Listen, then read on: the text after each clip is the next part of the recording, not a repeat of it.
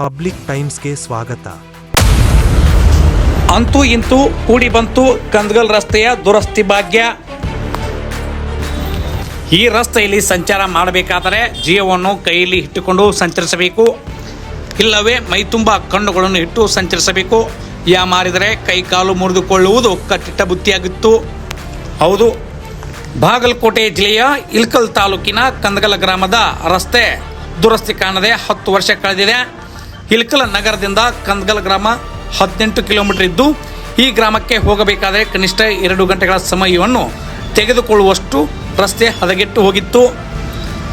ನಗರದಿಂದ ಚಿಕ್ಕ ಓತಗಿರಿ ಗ್ರಾಮ 8 ಕಿಲೋಮೀಟರ್ ಇದ್ದು, ಈ ರಸ್ತೆ ಸ್ವಲ್ಪ ಚೆನ್ನಾಗಿದೆ. ಚಿಕ್ಕ ಓತಗಿರಿ ಗ್ರಾಮದಿಂದ ರಸ್ತೆ ಸಂಪೂರ್ಣ ಹದಗೆಟ್ಟು ರಸ್ತೆಯ ತುಂಬ ಗುಂಡಿಗಳ ದರ್ಬಾರ್ ಜೋರಾಗಿತ್ತು. ಬೇಸಿಗೆಯ ಸಮಯದಲ್ಲಿ ಧೂಳಿನ ಕಾಟ, ಮಳೆಗಾಲ ಸಮಯದಲ್ಲಿ ಗುಂಡಿಗಳಲ್ಲಿ ನಿಂತ ಮಳೆ ನೀರು ಸಣ್ಣ ಸಣ್ಣ ಕೆರೆಗಳಾಗಿ ನಿರ್ಮಾಣಗೊಳ್ಳುತ್ತಿದ್ದವು. ಬೈಕ್ ಮತ್ತು ವಾಹನಗಳ ಈ ರಸ್ತೆಯಲ್ಲಿ ಮೇಲೆ ಸಂಚಾರ ಮಾಡಬೇಕಾದರೆ ಸರ್ಕಸ್ ಮಾಡುವ ಮೂಲಕ ತೆರಳಬೇಕಾಗಿತ್ತು.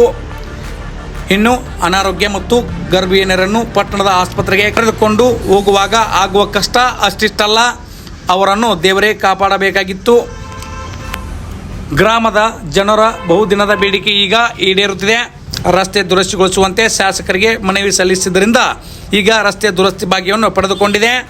ದುರಸ್ತಿ ಕಾರ್ಯವು ಭರದಿಂದ ಸಾಗಿದ್ದು, ಕಂದಗಲ್ ಸೇರಿದಂತೆ ಸುತ್ತಮುತ್ತಲಿನ ಗ್ರಾಮಗಳ ಗ್ರಾಮಸ್ಥರ ಖುಷಿಯನ್ನು ಹೆಚ್ಚಿಸಿದೆ.